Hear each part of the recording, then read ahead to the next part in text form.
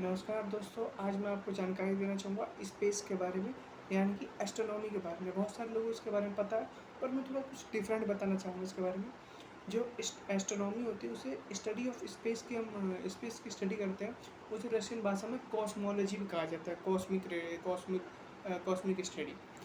तो मैं स्टार के बारे में बताना चाहूँगा। स्टार में से जिनके पास अपनी लाइट और अपनी एनर्जी, अपनी हीट होती हो, जैसे सूर्य। सूर्य को स्टार माना गया है साइंटिस्ट द्वारा, और सूर्य को माना जाता है कि ये स्टार है क्योंकि पास उसके अपनी लाइट, अपनी एनर्जी, अपने पास उसके हीट है।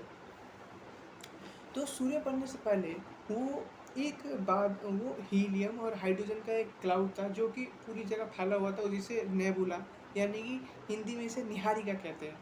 उसके बाद जब वो हीलियम और हाइड्रोजन का सम्मेलन होता है, न्यूक्लियर फ्यूजन होता है, तो वो धीरे धीरे पास आते जाते वो तारा ले लेता है। उसी टाइम उसे हम सूर्य कहते हैं। सूर्य नहीं कहते उसे तारा, उसे हम तारा कहते हैं। उसके पास अपना ऊष्मा और प्रकाश आ जाता है उस समय, लेकिन अभी तक वो सूर्य नहीं बना होता है।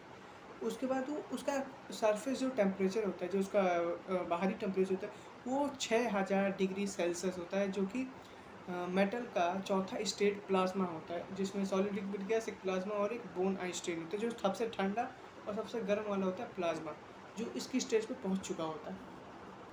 उसके बाद जब हीलियम और हाइड्रोजन का उसमें फ्यूजन होता है, तो जो स्टार होता है वो बड़ा हो जाता है। उसका हीलियम और हाइड्रोजन जो फ्यूजन की वजह से वो थोड़ा बड़ा हो जाता है। उसे रेड जाइंट, लाल दानव कहते हैं। उसका लाल दानव के पास दो कंडीशन होती है, वो क्या क्या करे।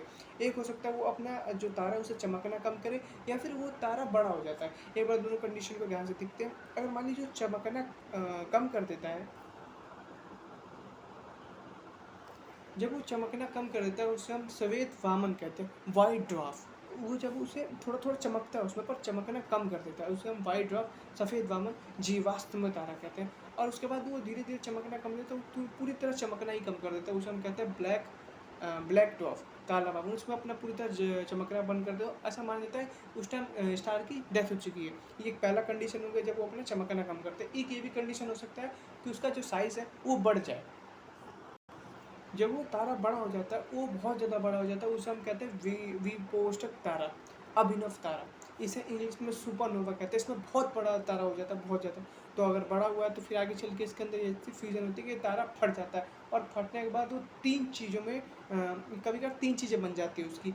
तीन चीज़ें एक तीन चीज़ें होती है कि होते हैं न्यूट्रॉन, जो कि बहुत ठंडा रहता है न्यूट्रॉन तारा। और एक चीज़ और बनती है थोड़े थोड़े परसेंट में, जैसे मान लीजिए 33% ये बना, 33% ये बना, 33% ये बना, तो इन परसेंटेज में बढ़ जाता है। एक 33% न्यूट्रॉन तारा, जो कि बहुत कोल्ड होता है, और एक होता है पल्सर तारा, जो कि बहुत चमकीला होता है, और एक होता है क्वासर तारा, जो कि थोड़ा मैग्नेटिक तारा होता है, उसमें मैग्नेटिक रेज होती है। और मान लीजिए जो पहला तारा था न्यूट्रॉन तारा, जिसको थोड़ा कोल्ड होता है, बहुत ज़्यादा बड़ा का साइज होता है। उसके बाद वो थोड़ा अपना कंप्रेस करते, इतना कंप्रेस कर लेते, इतना कंप्रेस कि वो ब्लैक होल जितना छोटा हो जाता है। उसकी जो द्रव्यमान है वो बहुत ज़्यादा भारी, बहुत ज़्यादा भारी, और उसके अंदर की ग्रेविटेशनल फील्ड भी बहुत ज़्यादा भारी होती है। मान लीजिए अगर ये अर्थ है और ये जो है ये ब्लैक होल, अगर ये इसमें छवा, तो पूरे धरती को अंदर से फाड़ के जा सकता है। जो कि हाँ, थोड़ा हार्श वर्ड उपयोग कर रहा हूँ, सॉरी फॉर डैट, लेकिन इतना खतरनाक होता है ब्लैक होल तारा। तो ये ब्लैक होल ये एक स्टार की मृत्यु फेज होती है। और हमारे सन की जो एज है वो 10 बिलियन ईयर्स का बताया गया, जिसमें से 5 बिलियन ईयर सन ने बिता लिए, 5 बिलियन ईयर और बिताने हैं। इसके बाद वो जो सन है वो जो होता है ब्लैक होल नहीं, इससे मतलब हमारा सन भी उसी कंडीशन में आता है जिस कंडीशन में ब्लैक होल मतलब विस्फोटक तारा, सुपरनोवा तारा था, जब वो बड़ा हो जाता है। और तो ये हमको कैसे पता चलेगा कि सन जो स्टार है वो छोटा होगा या फिर बड़ा होगा। छोटा इन द सेंस जब वो छोटा होकर गायब हो जाएगा, white dwarf and black dwarf, या फिर बड़ा होकर वो आगे चल के ब्लैक होल। इसके लिए एक इंडियन साइंटिस्ट चंद्रशेखर ने इसके ऊपर एक साइंटिफिक एक्सपेरिमेंट करके इसका निकाला है।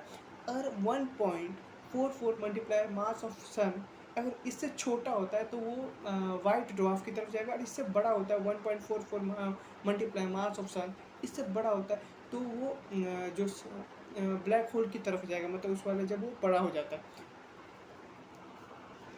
और एक और बात, आपने कभी कभी देखा होगा जो स्टार का जो सरफेस होता है वो उनका कलर अलग अलग होता है। वो कैसे डिसाइड होता है, जब इजिकल टू 6 डिग्री सेल्सियस किसी स्टार का सरफेस है तो उसका कलर रेड होगा। अगर करेक्ट 6 डिग्री आसपास थोड़ा सा आगे, मतलब 6 डिग्री 10, 6 डिग्री 20, 50, 100 अगर इतना है तो उसका जो कलर होगा वो रेड दिखाई देगा। अगर 6 हज़ार डिग्री से ज़्यादा होगा, मतलब 10,000 डिग्री, 12,000 डिग्री, 11,000 डिग्री, तो उसका जो कलर दिखाई देगा वो दूर से वो सफ़ेद दिखाई देगा।